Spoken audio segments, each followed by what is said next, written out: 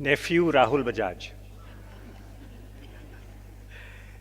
Justice Dharmadhikari ji, distinguished awardees, distinguished ladies and gentlemen on the dais, and wonderful young men and women and wonderful persons of all ages who are here.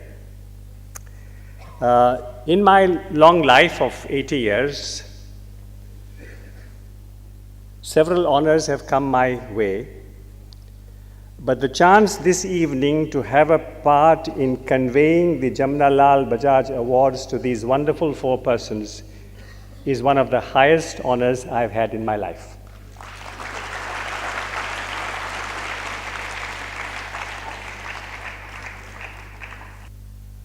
India is a very influential country in the world today.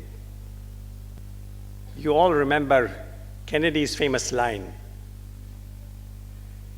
"Not what my country will do for me, but what I will do for my country."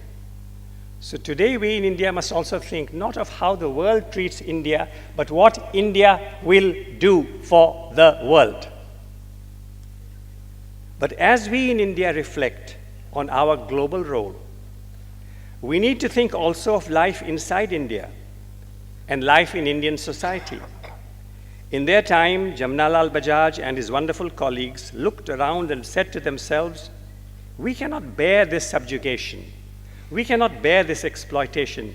We will throw off our shackles." And they did. We should look around and ask, are we satisfied with our society, with its suppressions and oppressions? Should we not tackle the humiliations in Indian society, even as our fathers addressed the humiliation of being ruled by a small nation thousands of miles away? I'm not speaking of what our governments should or should not do. I'm speaking of India's social world, of all of us as members of Indian society. I'm expressing a longing for social equality, not just the legal equality which our Constitution provides, but an actual equality, a society where we enjoy and give to one another, men, women, and children, azadi, aman, adar, where we as Indians allow fellow Indians the fullest freedom, peace, and respect. We should ask ourselves, don't we often suppress and shout down one another? Do we recognize the goodness and potential greatness in our fellow citizens? Are we listening to one another? Do we really know one another? Do we really know the life and thoughts of groups other than the one where we spend almost all our lives? Jamnalal Bajaj died suddenly in 1942, just before the great Quit India movement was launched. After independence, some people said, we need a Knit India movement for bringing Indians together. They were right. But we also need today a Know Your India movement.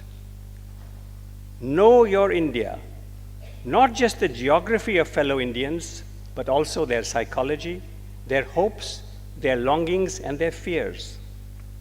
We harbor strong opinions, often negative ones, about Indians of groups other than the one to which we belong. But we don't really know the fellow Indians whom we criticize mentally or with words. As we honor this evening the remarkable men and women for their roles in spreading the values and ideas for which Gandhi, Bajaj, and their associates spent their lives, and as I reflect on how we might follow in their train, I share with you this thought that we should reflect seriously on the improvements that Indian society may need and on India's global role today.